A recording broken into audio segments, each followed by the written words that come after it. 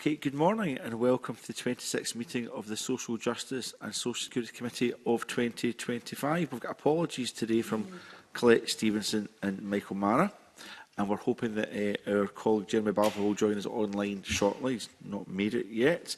And we go to agenda item 1. And our first item of business is to decide whether to take items 5 and 6 in private. Are members all agreed? Thank you. So now we move to agenda item 2. And our next item of business is consideration of the following Scottish statutory instrument, and that is Carers Assistance Miscellaneous and Consequential Amendments, Revocation, Transitional and Saving Provisions Scotland Regulations 2025. This instrument is subject to the affirmative procedure, which means the Parliament must approve it before it comes into force. I welcome Shirley-Ann Somerville, Cabinet Secretary for Social Justice, to the meeting. And I also welcome your officials: Don Kane, Senior Policy Officer, Carer Benefits; Jane Sterry, Team Leader, Carer Support Payment Policy; and Carolina Bodzak, Solicitor, Disability and Carer Benefits Branch. Thank you all of you for joining us this morning.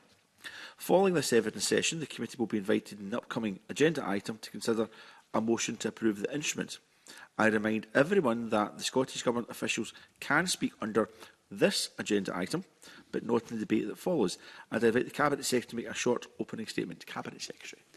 Thank you very much and good morning, Convener. I'm very pleased to be able to come to committee this morning to speak to these draft regulations, which represent a major milestone for the devolution of social security in Scotland and provide further recognition of the immense contribution of unpaid carers in our society. I previously attended committee in September 2023 to discuss the Carers Assistant Carer Support Payment Scotland Regulations 2023, which introduced the carer support payment to replace carers' allowance in Scotland. At that time, we promised that once carer support payment was rolled out nationally and we had completed the safe and secure transfer of all carers' allowance cases, we would begin to make further improvements to carer support payment. You know already that carer support payment was successfully rolled out across Scotland last year, and I'm pleased to report that we have now completed transferring all carers' allowance awards of unpaid carers in Scotland to the carer support payment. Therefore, I'm pleased to be speaking to you today about the planned improvements. These regulations will introduce carer support, a single benefit made up of 3 components: carer support payment, Scottish Carer Supplement and carer additional person payment. We are making further improvements to how the Scottish Government supports carers. We're increasing the amount of time a carer can continue to receive support after the death of a cared-for person from 8 to 12 weeks. We're also removing the requirement for carers to have cared for a certain period before they can continue to get support when they have a temporary break from caring. Scottish Carer Supplement will replace the Carers Allowance Supplement, which is currently paid twice yearly. Instead, Scottish Carer Supplement will be paid alongside the carer support payment, so that carers no longer need to be receiving carer support payment on specific qualifying dates, and they can receive their payments more regularly. The carer additional person payment is a new extra payment of £10 a week available to people receiving carer support payment who care for more than one person for at least 20 hours. People already receiving carer support payment do not need to apply for carer support when it is introduced. The reward will automatically be transferred. Only those who wish to receive carer additional person payments need to get in touch when the reward transfers to ensure we can add the payment to their award. We are also extending the Young Carers Grant to 19-year-olds to ensure those in full-time non-advanced education are able to access some form of carers assistance.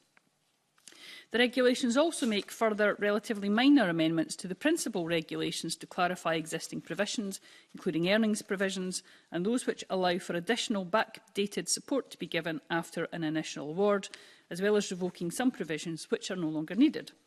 The improvements we are discussing today build on the support already available for carers in Scotland, much of which is only available in Scotland. We introduced the Carers Allowance Supplement in 2018 to address the fact that carers allowance was the lowest of all the working age benefits, and Young Carers Grant introduced in 2019 to recognise young carers.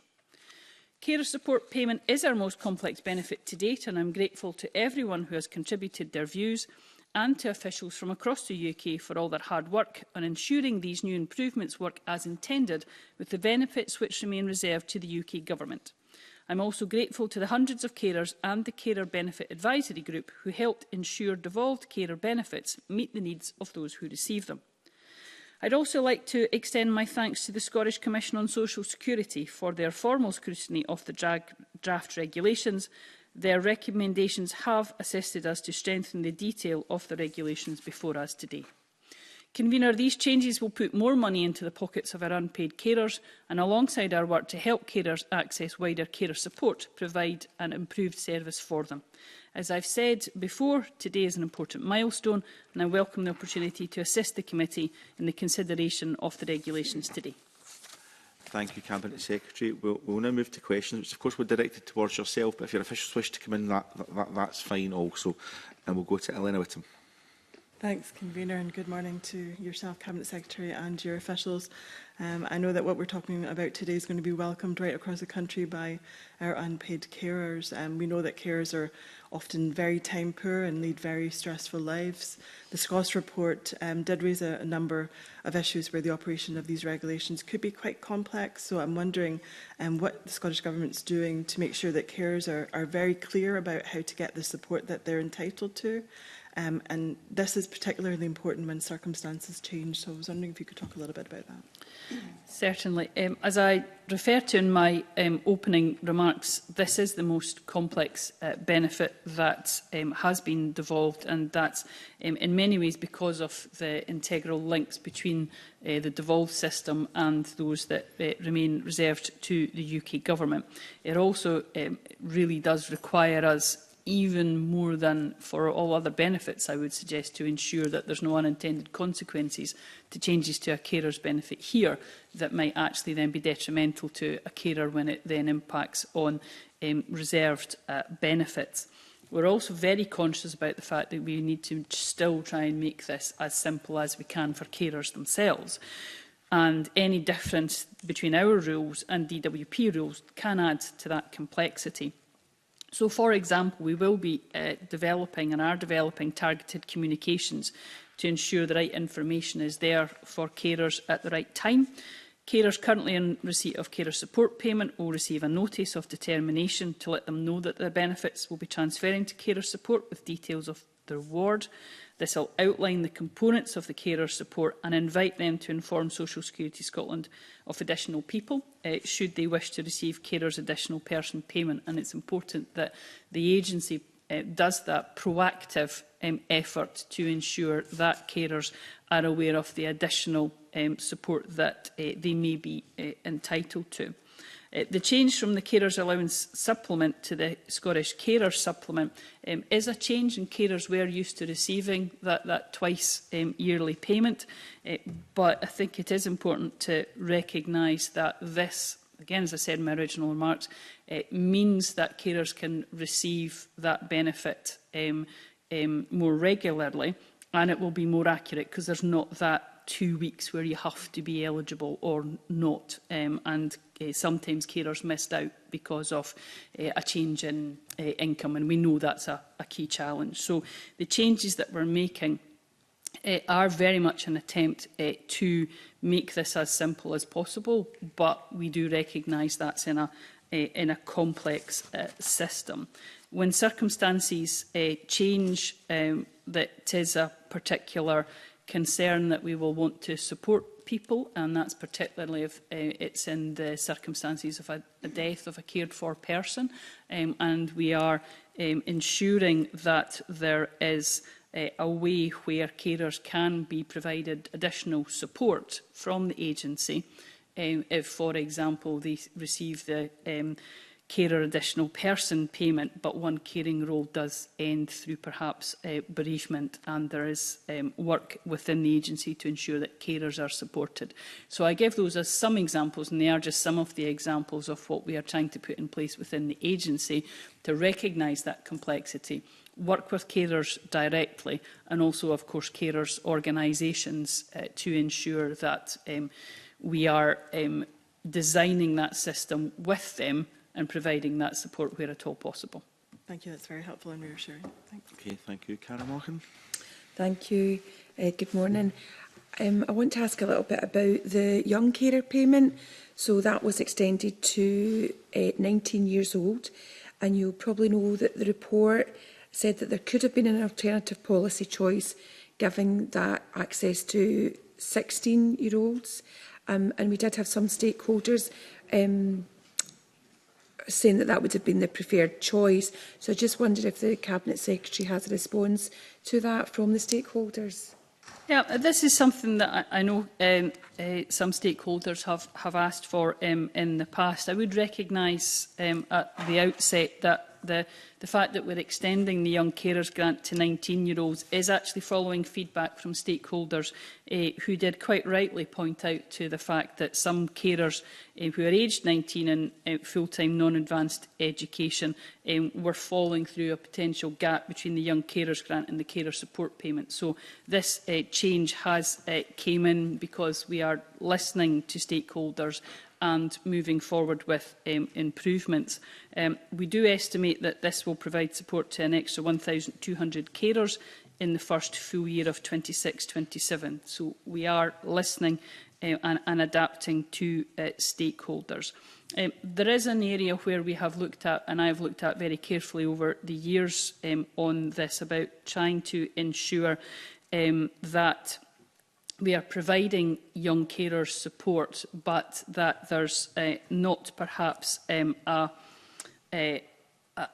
change we make in the system which actually then a young carer may feel that they should be taking on more caring responsibilities, and it may be impacting on life choices. So we're very, very conscious of the fact that we need to support young carers, but ensure that we're doing that in the correct manner.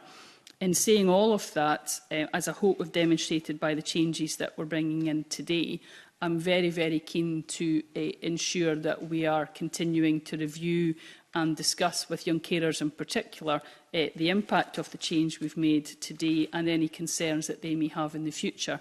I've said to committee on a number of occasions the devolved social security system I'm exceptionally proud of, but it's still very young, and there may be changes that we will need to make as we go in iteration in terms of the feedback. And we will, of course, as we do with all benefits, and we've discussed again in committee in the past, carry out evaluation work of carer support payment and the Young Carers Grant to ensure that we are looking at the impacts of the benefits on a young person's engagement with training, employment opportunities and so on. So I hope that gives committee reassurance that we are continuing to improve and continuing to listen and willing to listen and adapt if we may need to do so in the future. Okay. Cabinet Secretary, can I ask you something around, I think it was recommendation 3 from SCOS, and as you'll know, many older carers cannot get carer support because they receive the state pension. The Scottish Government announced in 2022 that it would consider a recognition payment for older carers as a longer-term change. Has any preparatory work been done on that as yet? And are there any timescales the Scottish Government might be working to develop policy on that particular issue? So I do recognise, again, one of the areas that we are asked to look at and have been in the past through our consultation is around carers who currently only have an underlying entitlement to carer support payment. And that's usually because they receive another income replacement benefit instead. And the income replacement benefit in this example, convener, is of course the state pension. We do recognise that there have been calls, for example, to actually allow people on the state pension to receive carer support payment, but that does in essence change what this benefit is for, because, as I say, this is an income replacing benefit that we have. In saying that, it is very important that we do encourage carers to still apply for carer support, because they can have an underlying entitlement to other benefits, both reserved and devolved. The recognition payment was something which came up in the consultation that we have done in the past, to recognise the contribution of long-term carers, but doing it in a way that's an alternative to paying that carer support payment to all carers with underlying entitlement. That option actually ranked relatively low when we looked at the multi-criteria analysis of the options that were there. So that recognition payment did receive positive feedback.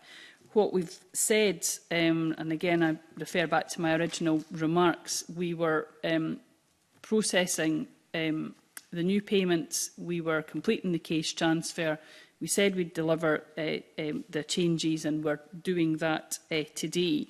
So in essence, this is an area where we carried out some very initial work internally on a recognition payment, but it's not been something that we've taken forward work for, because what we said in their consultation response was we'd deliver on the improvements that we're laying in front of committee today. Okay, thank you, Cabinet Secretary. That's pretty clear. Alexander Stewart. Thank you, Convener. The Scottish report highlighted that not all carers will be able to benefit from the 4-week extension to the run-on because of the way in which the carers support interacts with universal credit. So can I ask the Cabinet Secretary to update the committee on discussions that have taken place between the DWP to try to resolve that issue? So this is one of those examples of the complexity of the devolved changes, and making sure that there's we understand the consequences on reserved benefits. So the extension to the bereavement run-on for carer support bereavement will provide additional support, and we do understand the importance of ensuring any extra support we provide for carers through improvements like the run-on extension isn't putting at risk other support they receive elsewhere, or that they lose through reductions in the reserve system. So this is one of those examples of the complexity. So the universal credit rules will apply to the new 12-week run-on in the same way as they apply to the current 8-week run-on, while carers will get all the additional carer support payment, including carer supplement and any additional person payments they're entitled to. As a result of the extension, some may not get a universal credit carer element for that full period. This will depend on their universal credit assessment cycle when the bereavement occurs. The Scottish Government has raised concerns on this issue with the DWP, who have told us they consider the current approach to be acceptable to them. Their view is that there will be very limited circumstances in which the carer support payment run-on would continue for longer than the carer element run-on. So in most cases, carers will get the full benefit of change. Nevertheless, there is a possibility that some carers will not, and I've asked the Minister responsible in the DWP to consider this as part of the DWP's ongoing review of universal credit, and referred to this in a letter I sent earlier this year. That has been noted, and we'll continue to work with the DWP to see if a solution can be found. But it is something that lies solely with the DWP to assist us with, given it's actually something in the universal credit system. Thank you, Convener. Do members have any more questions? There being no more questions, we will now move to agenda item 3. And our next agenda item is the formal consideration of motion S6M 18774. And that is that the Social Justice and Social Security Committee recommends that the Carers Assistance, Miscellaneous and Consequential Amendments, Revocation, Transitional and Saving Provisions Scotland Regulations 2025 be approved. And I invite the Cabinet Secretary to speak to and to move the motion. Formally moved, Convener. Thank you, Cabinet Secretary. Can I invite any contributions that members wish to make at this stage? There being no contributions, can I ask the Cabinet Secretary if she would wish to waive her right to sum up? That being the case, can I thank you? And the question is for members that motion S6M 18774 in the name of Shirley Ann Somerville be approved. Are we all agreed? Thank you. Can I thank you, Cabinet Secretary, and your officials for coming along this morning, and we will suspend briefly before we move to our next agenda. Oh, my apologies. we're tight for time pressure. I've had to cut bits out from my brief, but I better just put it on the record. My apologies. The committee will report on the outcome on the instrument in due course. Are members content to delegate responsibility to me to publish a short factual report if the Parliament on the affirmative instrument? Are members agreed? Okay. Can I now thank the Cabinet Secretary and officials for supporting us this morning, and we will now suspend briefly before moving to the next agenda item. Thank you. Sorry about that. Sorry, Bob.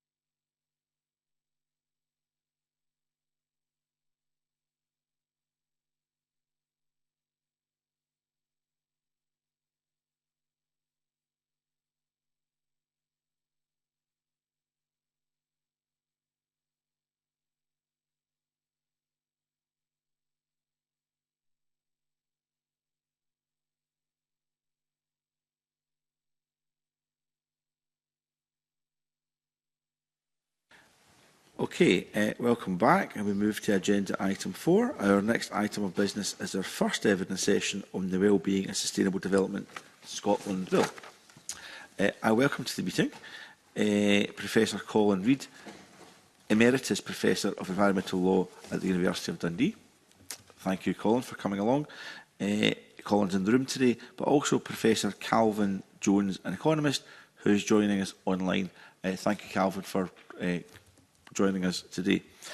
Can I also note we've been joined by Sarah Boyack, who is the member in charge of this bill. We will absolutely bring Sarah in due course to ask questions also.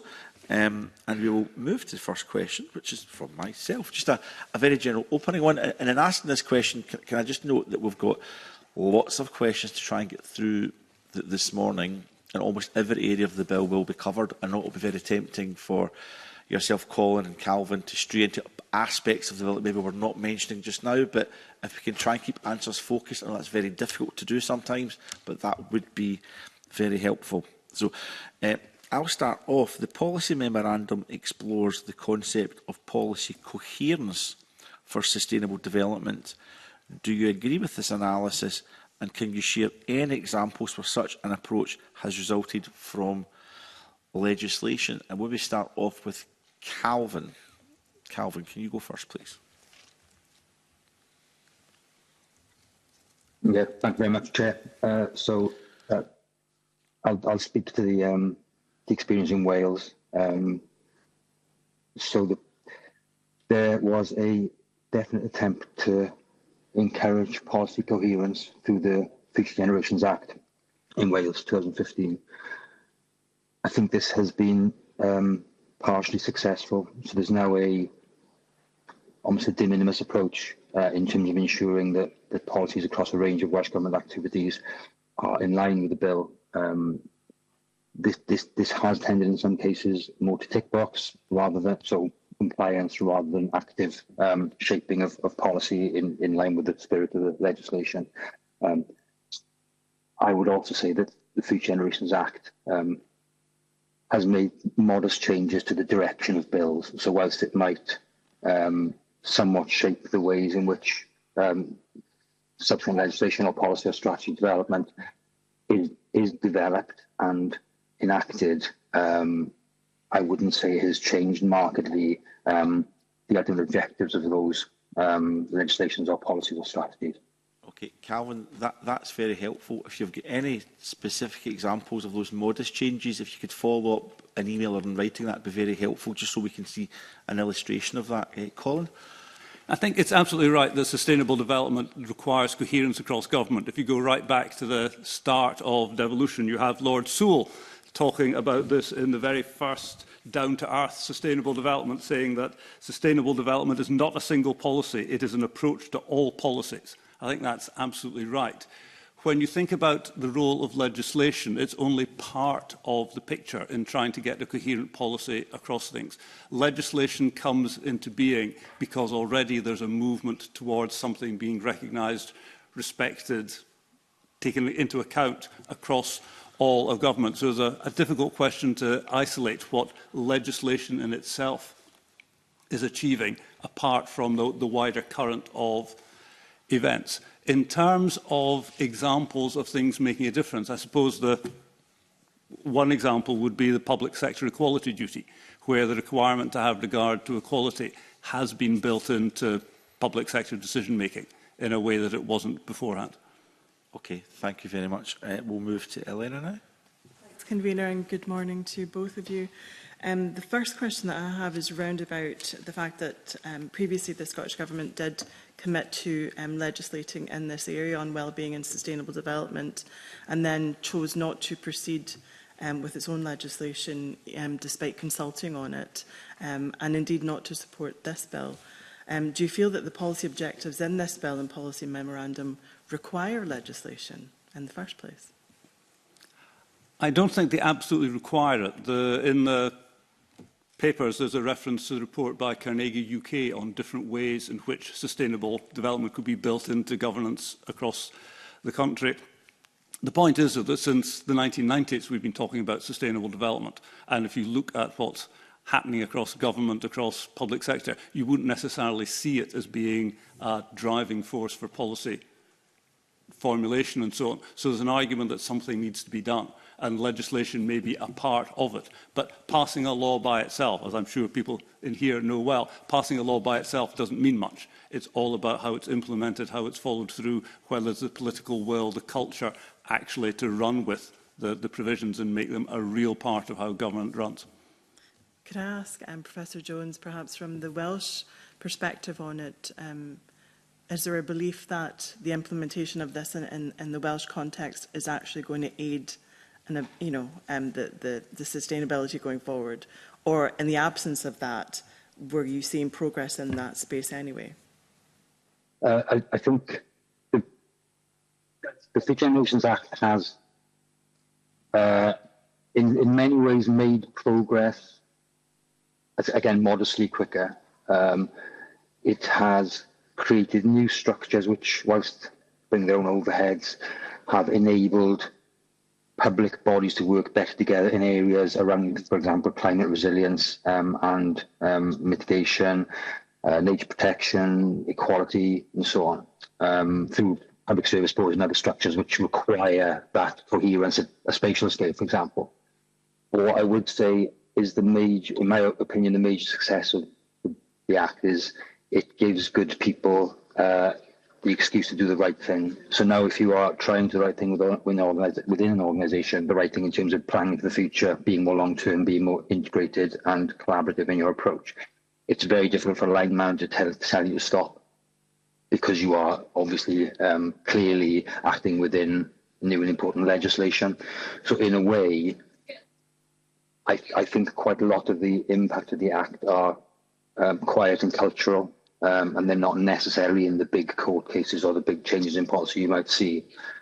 I absolutely think that the Act is only one part of a generally more progressive and long-termist approach in Wales, which has been evident for a long time compared to our English neighbours. Do you believe that the legislation as you have it now in Wales is actually able to help you in terms of contributing effectively to the delivery of the UN Sustainable Development Goals? Yes, I do. So as one example, I am on the board of Natural Resources Wales, our environment body, and now you have a requirement, for example, for all parts of the public sector to effectively consider things like how their procurement is ethical and transparent, how they are dealing with nature at their different site delivery sites, hospitals, for example. And those mechanisms are now formal, and they require public bodies which are not primarily or at all environmentally focused, for example, to consider the environment, the natural environment or the climate in ways they wouldn't have done before. So it absolutely has made a difference in that way. And Professor Reid, in a Scottish context, do you think that such legislation would help us in our quest to be able to deliver on the UN Sustainable Goals? I think it would. It's part of the, as Professor Jones has explained, it's part of the pressure towards doing that. It gives us solid basis for doing that. It's a way of opening the conversation with bodies that perhaps aren't thinking along those ways.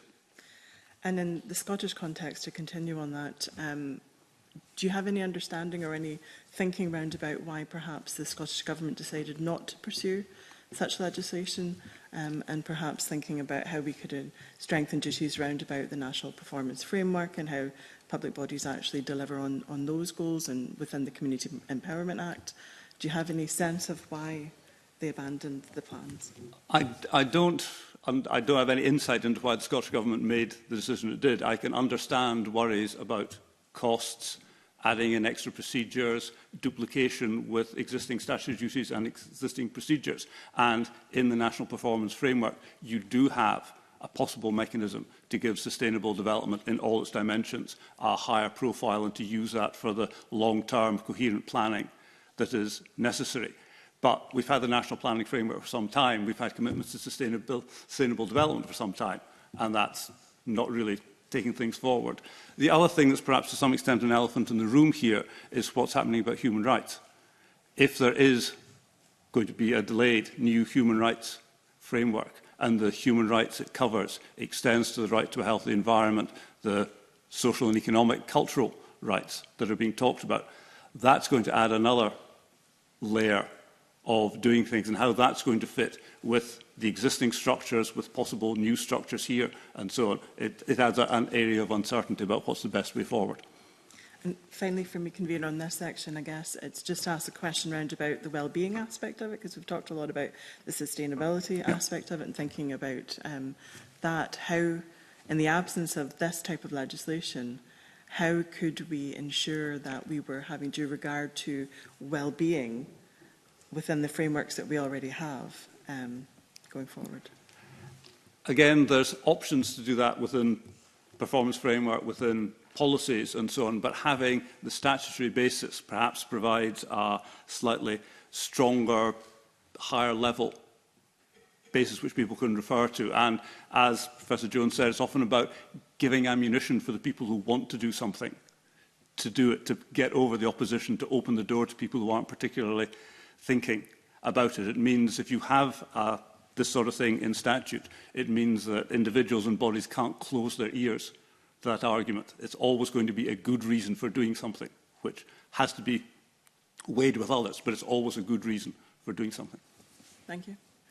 Carol Mochan. Thank you very much. I want to just talk a wee bit about the Act, that was established in Wales, and the committee is very aware of the Welsh Wellbeing of Future Generations Act and the impact of the Future Generations Commissioner from Wales. So I wonder if the panellists might be able to say, why did Wales in 2015 feel the need to legislate for the definitions of sustainable development and well-being, and then to establish a commissioner? And was it the right decision to legislate in that way? Perhaps Professor Jones? Yes, certainly. Thank you very much. So the Welsh Government, the National Assembly for Wales was inaugurated with the duty to make a plan for sustainable development, which it did in various forms in its first decade. Over that period, it was felt that, I think, the dial hadn't moved, as my esteemed colleague said in Scotland, similarly, that there was not clear evidence that we were thinking about long-term features coherently across the piece. And there was a move by, initially Jane Davison, who was Environment Minister, to to more formally place the natural environment at the heart of decision making, but in a way which also reflected other elements of well-being. So it was very much seen as we need an understanding of where Wales is going in its new devolved situation, where we have at that time fairly neophyte politicians who maybe were, not used to thinking strategically in some ways.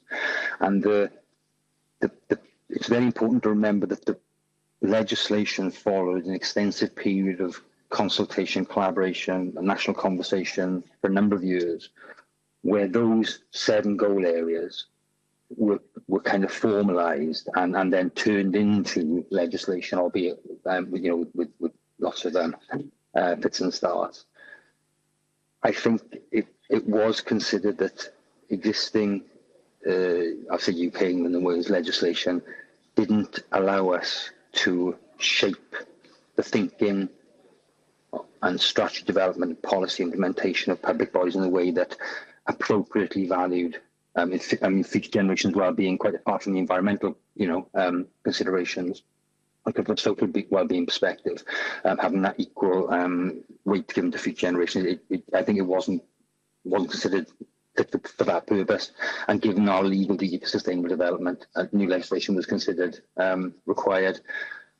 On balance, I mean, we talk about the cost of new legislation. It does require new organisations. It does require new ways of working, which does bring overheads. I think on balance, most people who have seen it grow over the last decade will say it's maturing in a way which is showing that the long-term benefits of those new ways of working are probably outweighing the costs. Thank you. Is there any lessons that we should learn, do you think, in terms of the way in which you legislated at the time? Yeah, well, you have. There are 2 or 3 things that I think really stand out for me. The first is that the Act has minimal provisions for big sticks to hit people doing the wrong thing. There's kind of name and shame kind of element in there, which is partially shared by Audit Wales and the Future Generations Commissioner. There's a possibility of bringing, judicial proceedings under the Act, although that's never happened to my knowledge. I may be wrong, and I don't think so. But really, I always say if public bodies were as scared of the Future Generations Commissioner as they are of our head of Audit Wales, then the Act would be succeeding. They're not currently as scared of the Future Generations Commissioner as they are the head of Audit Wales, which tells you that still we have the Act some way behind fiduciary kind of responsibilities and kind of, core delivery as things people care about. I think certainly motif would have been one thing I would have done. The other thing is, and I've argued this extensively, I think there should, and I think the Act should be amended to give statutory funding at a certain level. The office is funded to the tune of, I think, £4 million a year or something, which, given we've got a devolved budget of £30 billion, is absolutely ludicrous. And if you go down that route, it's not surprising you don't see big changes then, because the Commissioner and his 20 or 30 staff have no way to get across all the things they need to get across. Okay, thank you. Professor Reid, is there... I'd just add that I was very impressed with the report by Audit Wales, produced in April of this year, that does a very thorough job of talking about the successes and failures of the Act and raising some of the issues about the need for culture change and how it has made a difference in some areas, but it hasn't seeped in strongly enough across all areas. Those are very useful. It gives concrete examples in there, which I won't talk about now. Helpful. Thank you. Thank you, Carol. Professor Reid, I have to say, this is one of the issues with time constraints, because there'd be a value in talking about that, but we do need to move on. So the definition of sustainable development and well-being will be considered later, but for this overarching duty, is the definition of public body as set in section 17 appropriate? Understand that simply as Scottish public authority. Is that appropriately clear? Is there any dubiety in relation to that? Colin, could you? I think that the boundary of what's a public authority is muddy in all sorts of areas, because there are separate definitions for separate purposes. But the phrase "a Scottish public authority" is one that's used in the interpretation and legislative reform, Scotland Act 2010, which refers back to the Scotland Act. It's a phrase that's used in lots of other legislation. So it's as good as it's going to get, because around the margins with partnerships, partly owned companies, cross-border bodies and so on, there are going to be complexities that you can't resolve exactly in any piece of legislation. So again, just briefly, Professor Reid, because of time constraints, if you're suggesting that this is as good as it's going to get, but there are issues with that definition, could you give maybe one or two examples, or maybe one and follow up in writing, of where the lack of clarity of a definition has caused an issue? I think the general Scottish Public Authority one hasn't been such a problem. One of the difficulties has been in freedom of information, which takes a slightly different definition about what bodies are covered, with the housing associations before they were social housing bodies before they were brought in recently. And the environmental information regulations have a different definition, and that's caused trouble in relation to privatised water and utility companies. But I'll provide something in writing to cover that. That would be helpful. Calvin, I was going to move on, but do you have any reflections on the definition before I move on to my next question? Well, just to make the point that in Wales, of course, the legislation originally referred to, I think, 44 public bodies, including Welsh ministers. It's now at 50. So that's partially because more public bodies have been created since then, but also that we have, for example, a wholly owned limited company which delivers rail transport for Wales. That is now, in effect, bringing itself under the auspices of the Act. So there are bodies which seek to embed the Act in the way they behave, even if they are not legislatively required to, and that's quite interesting. Can I just check, and again, time constraints, I apologise, but in Wales, are the public bodies listed? Who decides who the public bodies are in Wales? That's a very good question. I don't know the answer. Could you follow up in writing? Because that's a wee bit concerning, perhaps. Yeah. In Scotland, different approaches are used. Sometimes there's a list. Sometimes there's a list that says at least these bodies are covered, but it's left open-ended, and sometimes it's just left open-ended. Absolutely, and in legislation in this Parliament, since I've been in 2007, there's always a bit of a stushy over what should and shouldn't be on the list every single time, which is why we need to maybe drill down on it a little bit more. Now, I know in section 1 it talks about having due regard rather than regard for sustainable development and well-being. Professor Reid, is that an appropriate terminology? It's a terminology that's been used more than once recently. I think the concern is that just saying regard is too weak. By saying people have to follow something, that's seen as being too strong. So due regard is an attempt to try to boost the significance of something without making it absolutely mandatory. So as I say, it's a phrase that's appeared in other legislation recently. Okay, and we might return to that, but I should give a context to the due regard, which it relates to need to promote well-being and sustainable development. So that's not a duty to deliver on well-being and sustainable development. Is promotion the right bar to set as opposed to delivery, Professor Reid?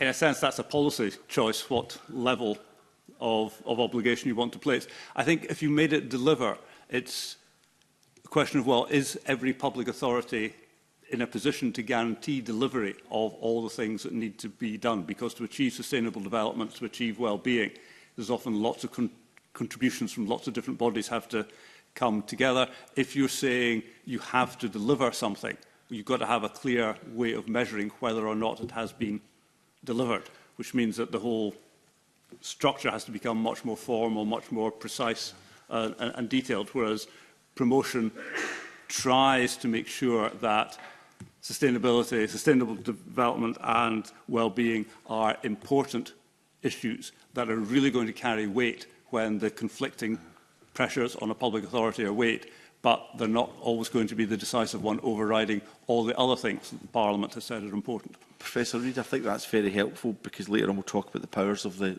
Commissioner and their role, and I think those comments will be quite helpful when we look at that. Professor Jones, before we move on to our next line of questioning, do you have any reflections on the comments from Professor Reid or your own views?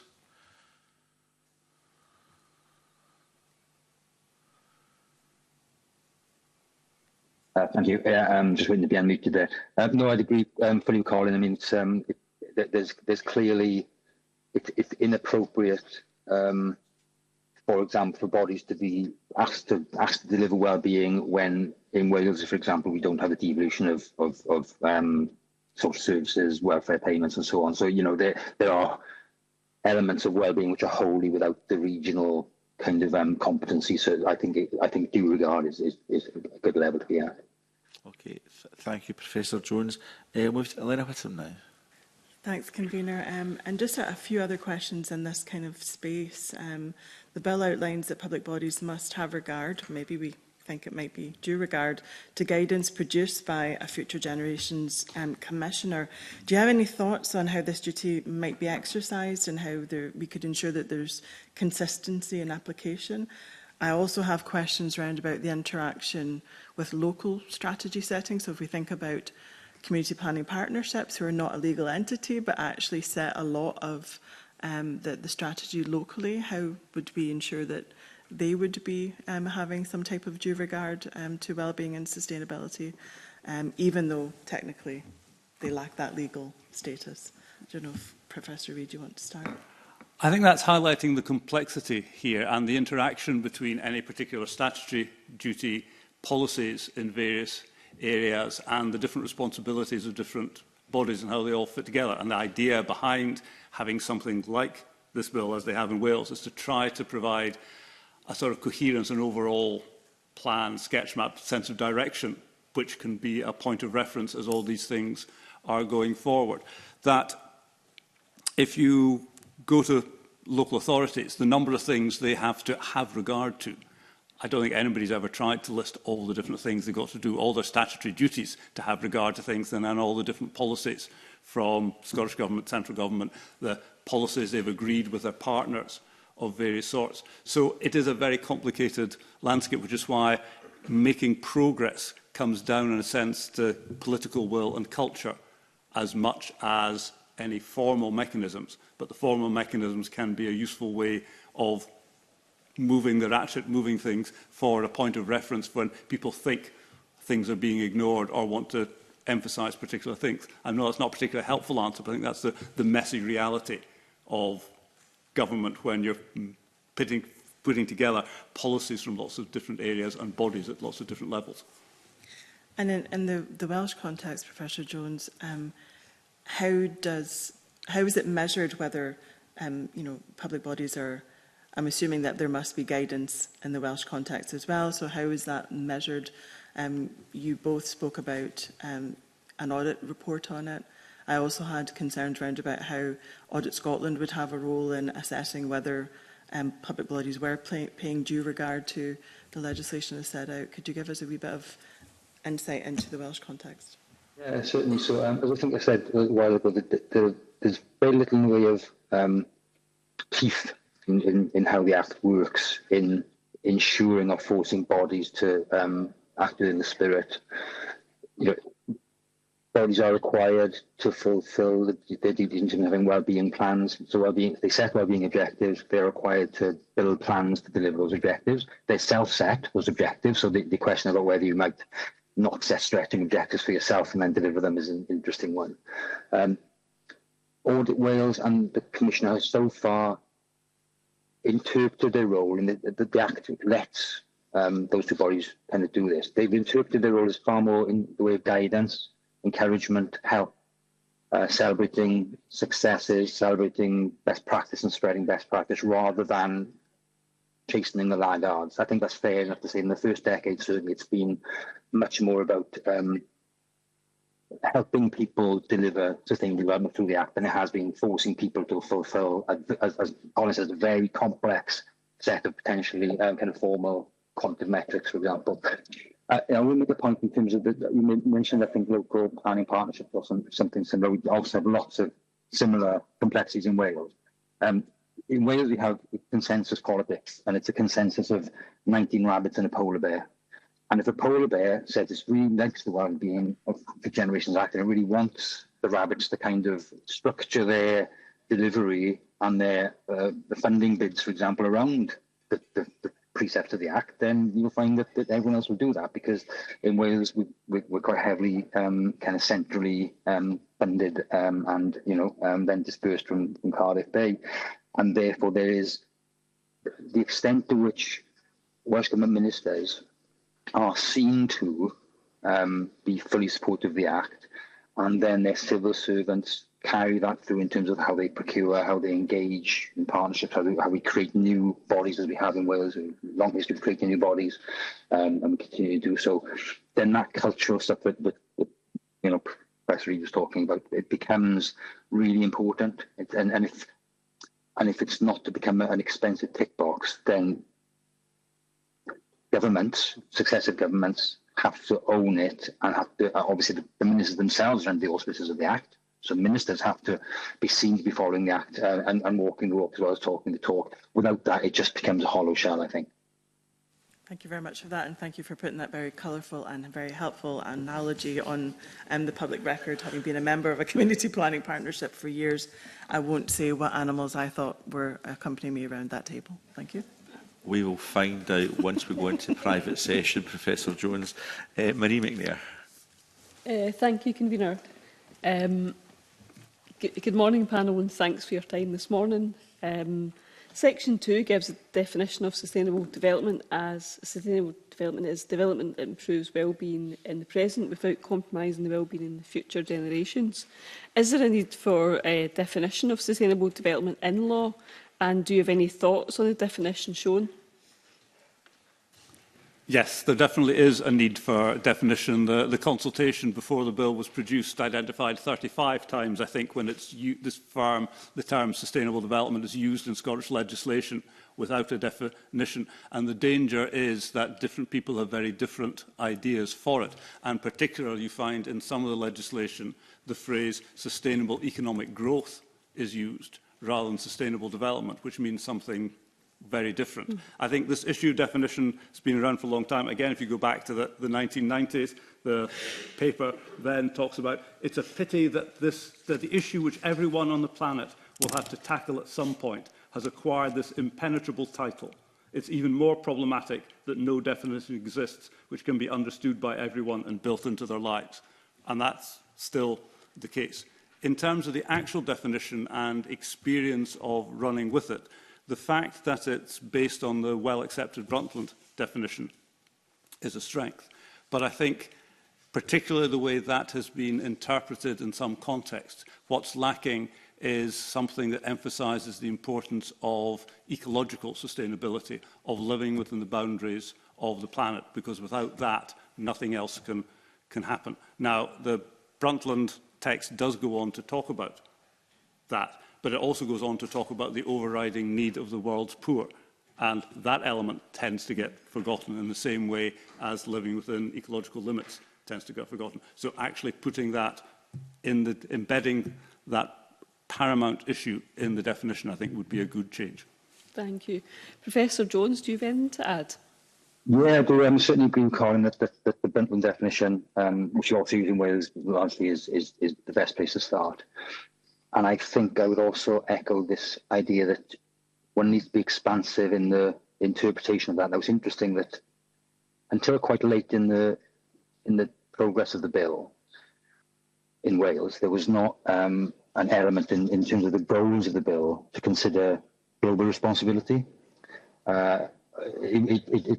It went through the then Assembly, now Senate, in a way which was quite focused on kind of within Wales issues, and only towards the end did we realise that there had to be a consideration of climate change, modern slavery, all these things which might occur somewhere else. So the seventh kind of global responsibility goal has become very important in ensuring that what we do to protect well-being of current and future generations in Wales does not compromise the well-being of people in other parts of the world.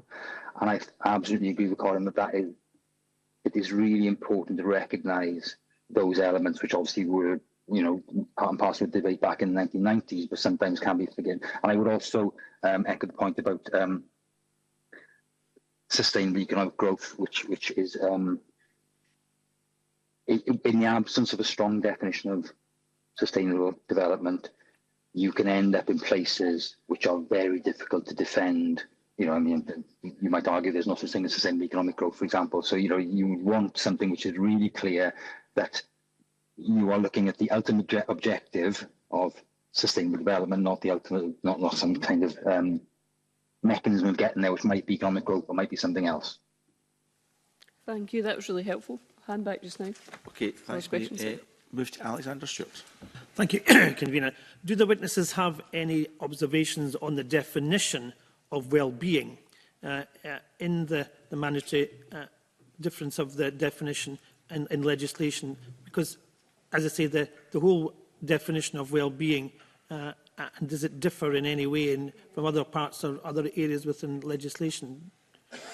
Maybe, Professor Reid, maybe you can start that.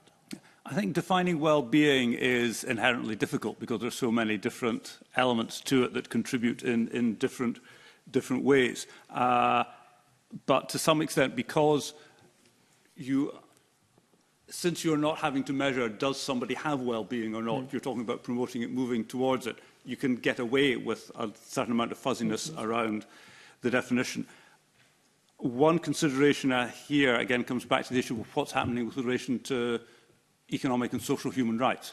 If they're going to come in, how far do what's going to be covered in the new human rights framework, how far is that actually already providing well-being? How far are they coextensive? How are they going to fit together? But I think, yes, I don't think anybody's going to produce a clear, precise, sharp definition of well-being, but it depends what purpose you're using it for. And so long as you're talking about direction, you can live with a certain amount of uncertainty. Okay. Professor Jones, anything to add? Yeah, I would just say that it's a fool's errand trying to come to a definition of well-being which is universally useful. I think, you know, the example I would give is under the auspices of the Act, the southeast part of Wales, formerly Gwent, is attacking its responsibilities by developing itself as a marmot county. You know, Professor Marmot's approach to health inequality and so on. Whereas my Natural Resources Wales, we're approaching our well-being duty by ensuring, or seeking to ensure, that ecological quality, biodiversity, climate stability is sufficiently, you know, robust and present to ensure that people can live well within, you know, the confines of the Earth's kind of limits. So I think having a well-being as in kind of slightly fuzzy thing off to one side is not a bad thing, because it enables individual bodies then to approach their duty in the way they see fit. And following on from that, could aligning the definition to allowing individuals, families and other groups within society, what sort of constraints could that have on the definition? Any views? If that's for me, again, I would say that what the Act does in Wales, it kind of neatly steps around some of those issues by, for example, defining one of our goal areas as a Wales of cohesive communities. It talks about the cultural life of Wales as a goal area. So these are clear thematic areas that bodies have to act within, but it does not go down then the path of defining who they have to act upon in order to deliver that element of well-being. And individual bodies can then decide, I guess, how far they would wish to go down, I guess, spatially, or in terms of individuals' households, in terms of their actions. So again, I think that's a useful fuzziness. Okay. And my final question for you both is, given the bill seeks to align the definition of sustainable development with the definition of well-being, and the definition of well-being is about the well-being of individuals, families and groups within society, is there a danger that, taken together, the definitions could go onto the statute books without explicit reference to environmental limits or constraints described as parliamentary boundaries within the policy memorandum? Yeah, I mean, as I said, I think that needs to be in there to be clear as part of sustainable development, to emphasise that aspect of it. So do you agree with that, Mr. Jones, Professor Jones, as well? 100%, yes. Yeah. Yes, I do. Okay. Thank you, Convener. Okay, just before we move to Marie McNair, can I just check? So the definition of well-being includes it be freedom from fear, oppression, abuse and neglect. A lot of Scottish public authorities will be going, where do we fit into that within planetary boundaries? So what is the reasonable burden or obligation to be put on them? I'm not being deliberate, it's to make it real to me, because well-being is a overarching suite of things we'd all like to have in our lives as individuals, families and communities. But are we expecting public authorities to be making contributions on every aspect of well-being, Professor Reid? No, I mean, it depends on what they're doing. If you think about the freedom from abuse and neglect, social services would be an obvious route through which you would hope that we're doing that. That if a authority was being criticised for not doing enough, for doing something, the well-being standard, the well-being argument would be one that could be made to try to emphasise that in their funding decisions, in the way they're doing things. The inherent in sustainable development, inherent in well-being, is that at times there are going to be tensions between different elements of that have to be resolved. But it's a question of making sure that the things that are important are at least in the scales to be weighed, rather than ignored completely. So some will be relevant on some of the occasions, but not all of them will be relevant on all of the occasions, so to speak. Okay, thank you. Marie McNair. Thank you again, Convener. Do any of the witnesses have any views on whether there's a need for a Commissioner for future generations in Scotland? And I'll pop it to yourself, Professor Reid, in the room.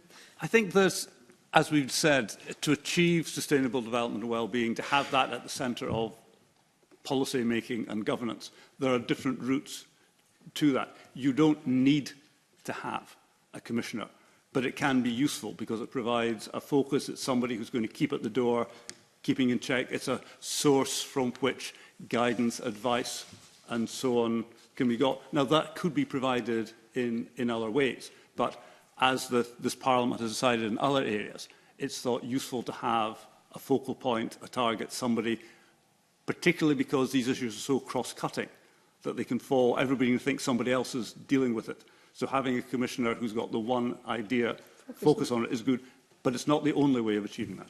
Thank you. Professor Jones, any thoughts? Yeah, certainly. Yes, I think a Commissioner is a good idea, partly because of the, as we've discovered, the inherent fuzziness of a lot of these concepts, and then the fuzziness in the potential implementation and the priorities one gives. So what our Commissioner does, or what our two Commissioners have done, is certainly got that focus, but also been able to, in a way, kind of mediate and link between the Act and the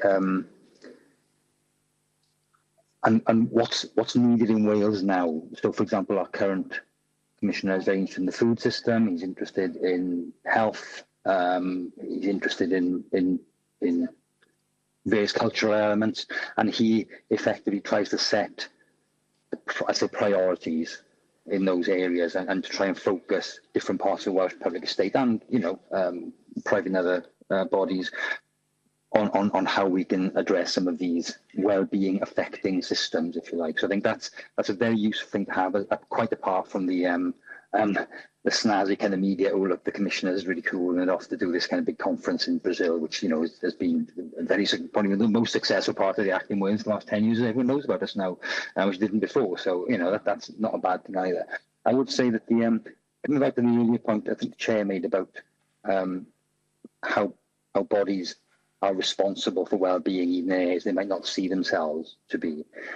It's important to remember that the Act in Wales has a lot of effectively complementary legislation around and about and after it. So we have an Environment Act, which tells us how we deal with our natural resources in Wales. We have effectively a Procurement and Social Partnership Act. We've talked about how the government interacts with its, I'll say, supply chain, but partnerships. We have a new environmental law and environmental governance structure set up, and I'm involved in a body which is trying to set biodiversity targets. So the Act isn't on its own trying to do all this stuff to an uncaring state. It's part of a range of, I'll say, progressive environment-aware policies, legislative structures, which try and pull Wales in a certain direction. And you shouldn't forget that, I think, when looking at this one Act, especially if the government is not sponsoring the Act, you know, the bill, you might forget the fact you need a lot of other things to make sure that the Act will work. Thank you. And do you have any thoughts around what a description of future generations will entail, Professor Reid? I'm not convinced that trying to go into more detail on future generations is helpful. The idea, the concept there is fairly well understood, and in context it can mean 20 years, it can mean 200 years. Okay, thank you. Professor Jones, just hand it back to yourself. Any thoughts before I hand back to convener? No, I would agree with that, but I think you can use the Act to make important technical arguments. So, for example, I wrote something last year or earlier this year on the HN Treasury discount rate, which which values cost and benefits in a diminishing way into the future at about 3.5%. So future benefits are worth less than current benefits. And I argued in this piece that was possibly illegal under the Future Generations Act, because we were explicitly saying if you're born in 2080, this flood defence we're building, is going to be worth less. So effectively, we're valuing your protection less than somebody who gets the flood defence kind of built in the next 5 years. So I think you can bring technical arguments to bear, which would bring in some of those kind of definitional issues around future generations when you need to, but under the principles of the Act, saying that nobody in the future should be disadvantaged compared to people of today. Thank you. Thanks, Marie. I just want to give people a time check, mainly for Sarah Boyack as well, because I want to reassure that we'll make time at the end for you to have some questions also. So we run to about 11:10 or so. We'll have a wee bit more time on this. Professor Reid, can I ask you just one specific question before we move on to the next line of questioning? And I suppose it's back in relation to the overlapping responsibilities of various public bodies. So, for example, SEPA could be investigating other public bodies, and Environmental Standards Scotland could be investigating SEPA. They will all take into account sustainable development, a whole variety of environmental aspects therein. And there's no specific definitions around any of that, but they've got licensing conditions, other things that have to be complied with. And then you've got the Future Generations Commissioner, who will be ruling or monitoring or reporting on things that may cut across the responsibilities of other public bodies. Could there be tensions there or confusion there in any way? I think that there can be, because you've also got the Scottish Public Services Ombudsman, you've got Audit Scotland, there are lots of bodies that can have a look at things.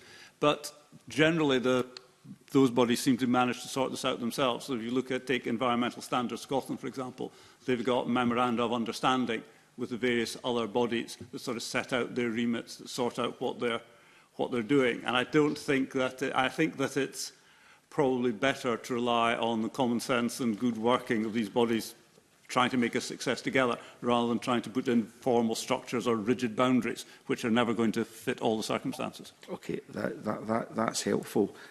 Moving on a bit more to the work of the Commissioner, are there any thoughts from our witnesses on the requirement for the Commissioner to produce guidance and to keep the guidance under review? Professor Jones, perhaps go to you first. Yes, so in Wales, that's a big problem, because in effect the Commissioner's office is too small to provide detailed guidance to bodies on the range of the things they might be undertaking and the way in which they relate to the Act. So what tends to happen in the early years is you have lots of demands on the Commissioner to provide guidance. The Commissioner finds it impossible, because he or she is one person and they have an office of a couple of dozen people. And over time, I think what's happened is that bodies under the auspices of the Act have matured and now are able to interpret the Act and are more confident in interpreting the Act within themselves or within public service board partnerships. So, for example, if you are undertaking a piece of work and you are and it requires some sort of behaviour change intervention, you will know through your these new formal structures that Public Health Wales knows a lot about behaviour change. You can go and ask Public Health Wales what they think about in terms of how you engage in this area, and they will give you some advice in that kind of PSB or other format. And so the system itself is maturing towards not needing outside guidance from the Commissioner or anybody else on a regular basis. So that's worked okay. And the other point to make is in the earlier question, our Commission does not intervene in technical issues around planning permissions or in, so that it's a much higher level of commentary on in very big areas. The Commissioner may make a comment, but it would be quite unusual to interfere, if you like, in kind of more formal regulatory or other matters. That's helpful. Now, and come to yourself, Professor Reid, I'm going to sneak in the next question at the same time because of time constraints. So, any reflections on what you've heard there, but also the Commission will also be required to keep under review the law, policy and practice relating to wellbeing and sustainable development. That seems quite a significant function. Also, challenges, opportunities around that, Professor Reid? Yeah, I think as we've discussed, there's such a broad and multifaceted area that there is clearly going to be a need for guidance. Everybody's going to find that helpful. And having a commissioner, the whole idea to some extent of commissioner, is a sort of one step back from the day-to-day activity and therefore able to review what's happening. And that would involve, let's say, looking, as you described, looking at the effectiveness of what's going on. And if you're trying to look at the effectiveness, it is the law, the policy and its implementation. You can't separate one from the other. You can have perfect laws that are implemented appallingly, or you can have great policy that's not actually carried through into practice. So I think that yes, it is giving them a broad remit. There might be uncertainties about what it should be doing, but the body will only be able to do so much. It'll have to settle its priorities, and that it's probably better to leave it broad rather than to try to set up, say, artificial boundaries that you're going to hit up against and find frustrating at some stage. Okay, thank you. Can we look now at the powers of the Commissioner? Any views on the powers relating to investigations that the Commissioner can run with? In particular, any suggestions or thoughts on the kinds of reasonable grounds under which a general investigation could be initiated? We'll stick with yourself, Professor Reid, but I will bring Professor Jones in also. I think the power to carry out investigations is very useful because it provides both a way of calling bodies to account and also as a way of providing case studies, good practice that will be useful for other authorities. The requirement that there are reasonable grounds for carrying it on, I see that more as being a sort of defensive point that when somebody is at the ear of the Commissioner, they can say, well, hold on, you've got to come, before we're going to invest our time, effort, resources in looking at something, you've got to provide some reasonable grounds that there is something undesirable, something not up to standard going on. I think the courts would interpret that as having a very wide discretion for the body to decide, but it's a sort of fallback. It gives them a reason for not following up everything. It forces them to actually think about their priorities, to be able to, if necessary, explain why they're doing this and not that. Okay, thank you. Professor Jones? Yeah, so in Wales, the investigations approach, I'm not sure we call it that, has been more kind of thematic. So, for example, the last Commissioner looked at procurement. So rather than looking at an individual body, they would look at a way in which things are done, and then the best practice examples and the poor practice examples might come out without necessarily naming and shaming. So you get this idea again, guidance and encouragement rather than going with a big stick. Similarly, the Commissioner and Audit Wales can and have, in fact, they've come to my organisation, NRW, where I sit on the board, come along and see how things are going and encourage and guide and help organisations to become more, I would say compliant, what kind of compliant, but more acting in the spirit of the Act. Again, it's not like having your accounts qualified. This is not where we are in Wales. You do not get the Commissioner coming out and identifying a public body as being failing under the Act. That's never really happened, and I think that was that the Commissioner could do that. I think what the implications are, I don't think any legal implications, but obviously reputationally they would be. Both Commissioners have chosen not to do that, very much so. Okay, now one final question for both our witnesses. There are a couple that we haven't asked and we'll be send send those to you in writing. Any reflections would be welcome, but I want the member in charge of the bill to ask some questions as well. Now, Professor Jones, I think you said at the start of our evidence session that you used the expression big stick. You used it again there, and I think you were making the point there isn't a big stick. What there is kind of soft power and influence, where the kind of backstop would be a judicial review, which has never happened. Unclear what that would look like. But ultimately, I'm not trying to be glib about this, but theoretically, could bodies, in using your expression, I think Professor Rose at the start, do a tick box exercise in relation to showing compliance, which I think you were suggesting had happened to a degree in Wales at the start, and there doesn't appear to be enforcement powers other than that kind of soft power of trying to influence. So any thoughts about that, Professor Jones, and I'll bring Professor Reid in afterwards. I think it's a very good summary. That's the way it has worked, and I think so. I've been involved in my various roles, auditing the initial round of wellbeing plans back in 2016, 17, and the more recent ones. And you can see, bless you, the ways in which organisations have matured and moved away from a tick box, and generally speaking, have recognised that the Act is a way of organising their thoughts and strategies more holistically, and it offers the opportunity to engage with other bodies who have complementary skills, capacities, interests within a spatial area, within the PSB area. There are about 13 in Wales now, I think, or thematically.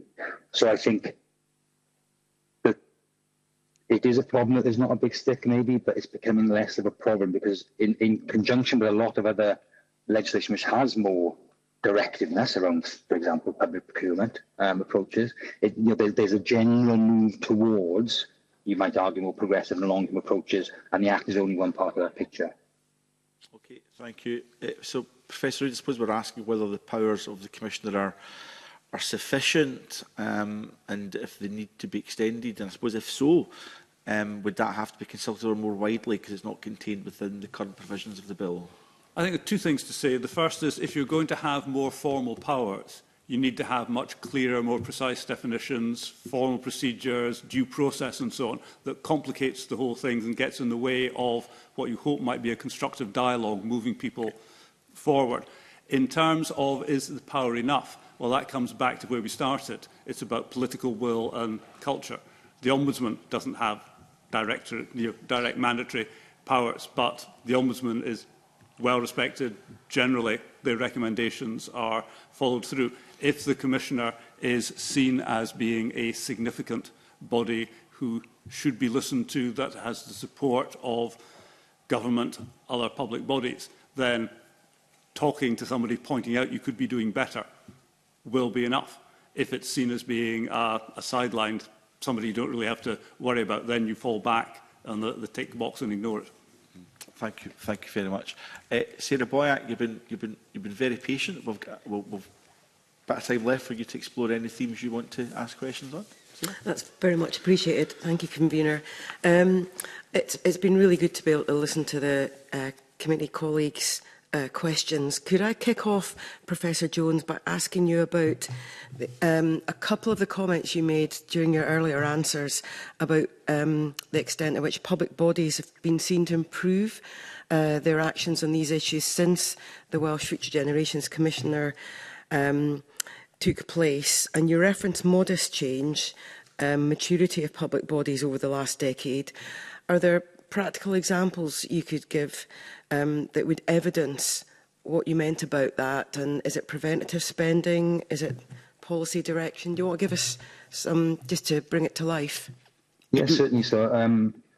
I think it's well worth looking at, and they are publicly available, the wellbeing plans of the public service boards, where on a spatial basis you have health boards, police and other emergency services, local authorities, Natural Resources Wales, a few other public bodies coming together to talk about the future, largely public service delivery within an area, how the challenges to that, the well-being will arise, and how those bodies will work together to push back against those challenges.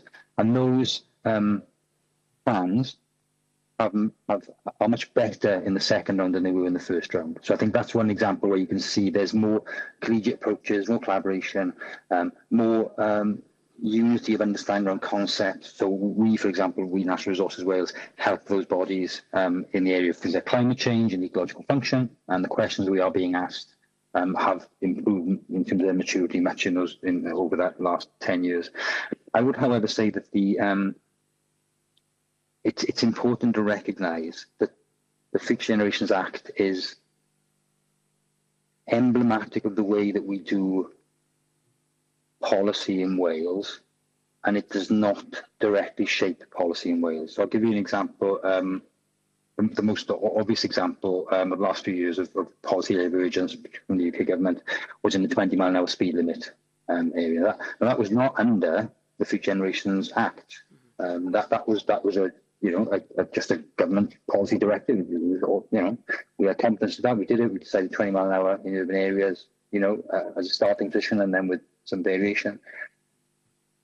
That is certainly in the spirit of the Future Generations Act, but the Act was not called upon to justify that policy. And similarly, not building a new motorway around Newport in the southeast of the country, instigating various measures to protect communities, particularly Cymraeg communities, from over-tourism through various measures around property taxes. None of those required the Act. In fact, they required new legislation in some cases, Similarly, we'll have a tourist tax coming in, as I think you folk will as well. So I think it's important to recognise the Act is a drawing together of a lot of progressive strands that have found a home in the Commissioner, which find a narrative in the way the Commissioner speaks and how he, at the moment, engages with public bodies. But the Act does not force public bodies to be good, because they can easily tick box their way around it if they really want to, because there's not. I said then it's difficult to build in those teeth and that big stick. So I think it's important to recognise that maturity is genuinely emerging from public bodies realising the Act is a mechanism to deliver better policy. A way to talk to each other, a way to establish common languages, a way to establish, so it's very important to remember, we have 7 goal areas in the Act, but the 5 ways of working which require collaboration, integration, long-termism, and so on, those are really important, because that's where public bodies can and do look at the way they behave, they consult, they collaborate, and think, are we actually compliant? And if they are compliant, they will have better policy, and their policy will be better received when it emerges, because there'll be more stakeholder kind of ground source to be like. So that, I think, it's lots of soft little things. It's not one big thing which has kind of changed the landscape. Yeah, that's really useful. So it has changed the landscape. Just a question about all public sector bodies are under pressure. They don't have unlimited funding. So that collaborative approach, have you seen a difference in terms of short-term thinking and preventative spending, or longer-term thinking going into the decisions made by public sector bodies going forward? Has the bill legitimated that kind of approach?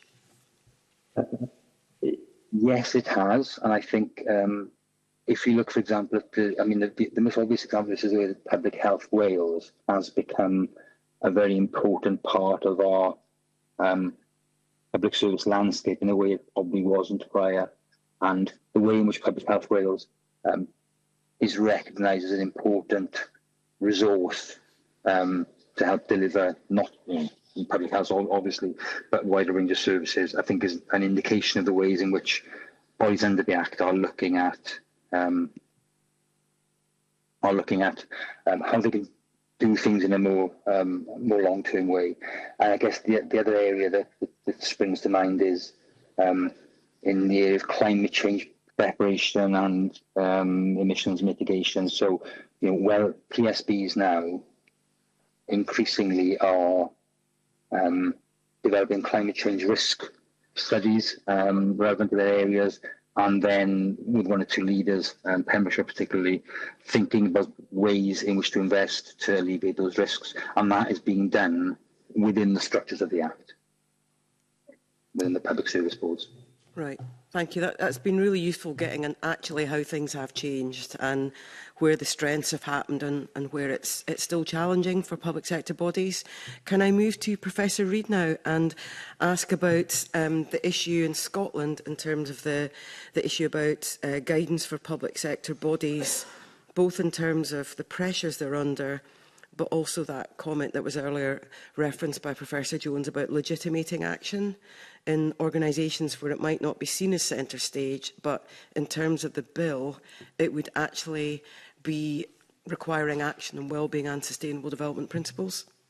Yeah, in theory, that should work. The problem is possibly that if you look across the statutory landscape, we've got quite a lot of duties to have regard to things, and they don't all seem actually to make much difference. There's a duty to have in relation to biodiversity, for example. There wasn't much sign of that doing much, so you then had the addition of a reporting duty on that. Every 3 years, bodies have to report. But the Stage 1 report of the Natural Environment Bill has evidence from Crown Estate Scotland that that doesn't seem to do much because there's no scrutiny, no feedback on the report. So if there's not the political will, the culture to take regard, to genuinely to have regard to something, a statutory obligation may not cut it, I'm afraid. So just having it as a requirement on paper is not enough. And that's why I was going to ask about the experience in Wales in terms of having that commissioner going to follow up, ask questions. So not just doing the guidance, but that issue of the importance of a potential investigation in terms of reputation. To what extent do you think public bodies would act proactively to avoid reputational damage and look at that collaboration we've seen in Wales? I think it comes back to how the Commissioner is viewed, as Professor Jones said. It's the people aren't shaking their shoes when the Commissioners are around the same as they might with the auditing bodies and so on. But if the Commissioner is seen as being respected, having a part to play, their role is recognised, valued within government as a whole, then them just coming along and having a quiet word or having a public word can make a big difference. I think we're seeing this in relation to Environmental Standards Scotland just now. They're a fairly new body. They're still finding their feet. I think everybody's still trying to work out, how worried does an authority have to be when ESS start knocking at the door. Yeah, thank you. And I wanted to ask about... my apologies. Is this my last, or is it? Yes, you are going to ask that question, of course you are, but after this one, we're going to have to move on, I'm afraid. Okay. Apologies, Convener, this is my last. I'll try and keep it sharp. There was a reference to the Carnegie report earlier about alternatives, things like future generations, parliamentary committees. Have you got any thoughts about, without that potential investigatory powers or the guidance provision, we do have the National Performance Framework, but at what point would a Future Generations Commissioner actually put the pressure plus support on public sector bodies? Without that focus, how would you see the other elements of the bill in terms of the definition and have regard to actually being implemented? I think having a Commissioner who can call people to account, however, even though without the big stick, is an important way of making sure it's our priority. But there are, you could envisage a world where that's done differently, and the potential for the new human rights framework might be how that's going to fit with all this is obviously going to be a significant issue.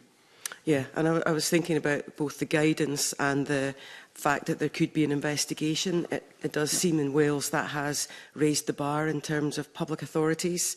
Would that be a benefit here in terms of meeting those sustainable development principles that have been in, as you identified, 35 times in legislation over the last 20 odd years, and then the well-being issue to raise them up the agenda? Yeah. Knowing there's somebody looking over your shoulder and that when they find something wrong, they're not just going to go tut in your ear, but that something is going to happen that has a wider impact, I think is important. Thank you. I appreciate your short of time, Convener. I will stop at that point. Thank you.